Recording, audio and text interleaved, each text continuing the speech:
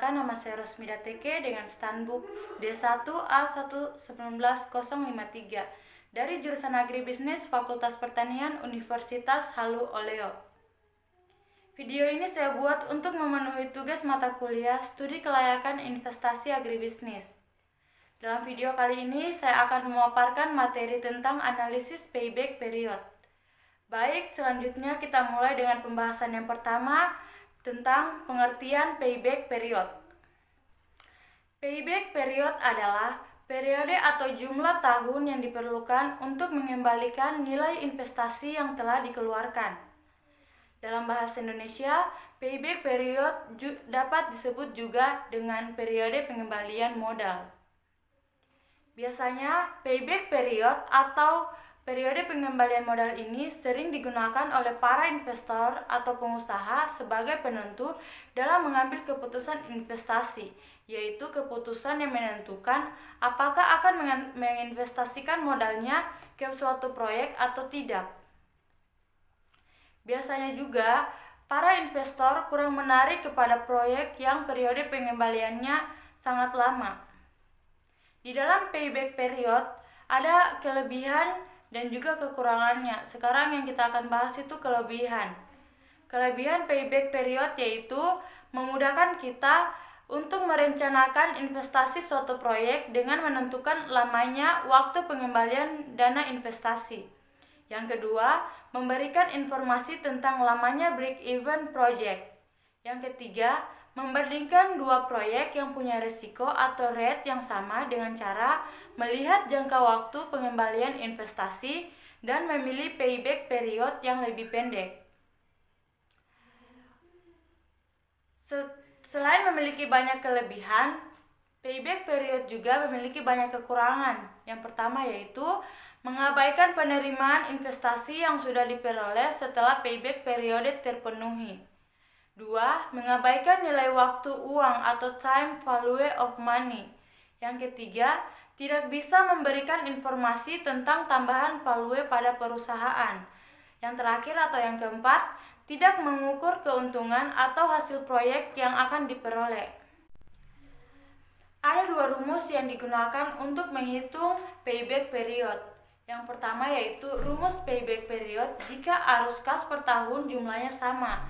Yang kedua yaitu rumus payback period jika arus kas per tahun jumlahnya berbeda. Nah, sekarang kita akan bahas rumus yang pertama yaitu rumus payback period jika arus kas per tahun jumlahnya sama. Payback period atau periode pengembalian modal dapat dihitung dengan cara membagikan nilai investasi atau cost of investment dengan aliran kas bersih yang masuk per tahun. Rumusnya yaitu payback period sama dengan nilai investasi dibagi kas masuk bersih.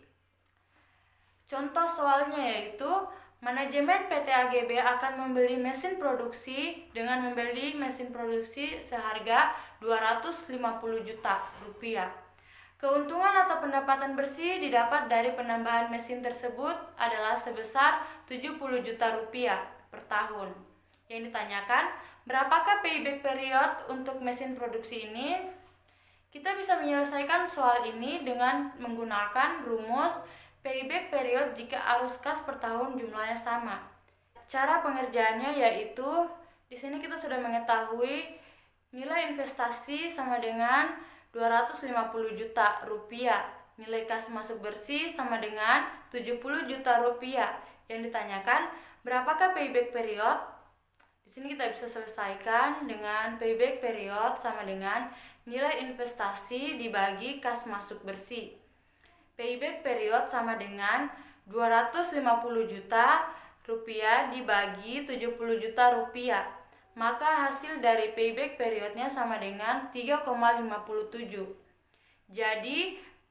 Jadi periode pengembalian modal atau payback period untuk mesin produksi tersebut adalah selama 3,57 tahun. Nah, sekarang kita akan bahas rumus payback period jika arus kas per tahunnya jumlahnya berbeda. Rumusnya yaitu payback period sama dengan N ditambah A kurang B dibagi C kurang B dikali 1 tahun. Di sini keterangannya yaitu N sama dengan tahun terakhir di mana jumlah arus kas masih belum bisa menutup investasi mula-mula. A diartikan jumlah investasi mula-mula. B diartikan jumlah kumulatif arus kas pada tahun KN atau tahun terakhir. C jumlah kumulatif arus kas pada tahun KN atau terakhir ditambah 1. Contoh soalnya yaitu PT Belajar sukses berinvestasi sebesar 100.000 pada aktiva tetap dengan arus kas sebagai berikut. Diperoleh N sama dengan 2, A sama dengan 100.000, B sama dengan 90.000, dan C sama dengan 120.000. Maka payback periodnya adalah 2 tambah 100.000 dikurang 90.000 dibagi 120.000 dikurang 90.000 kali 1 tahun. 2 tambah 10.000 dibagi 30.000 dikali 1 tahun. Maka payback periodnya sama dengan 2/3 tahun. Jadi payback periodnya adalah 2/3 tahun atau 2 tahun 4 bulan. Maka modal yang dihabiskan 100.000 bisa kembali dalam jangka waktu 2 tahun 4 bulan. Mungkin itu saja yang saya bisa paparkan dalam video kali ini. Untuk kekurangannya mohon dimaafkan. Wassalamualaikum warahmatullahi wabarakatuh. Terima kasih.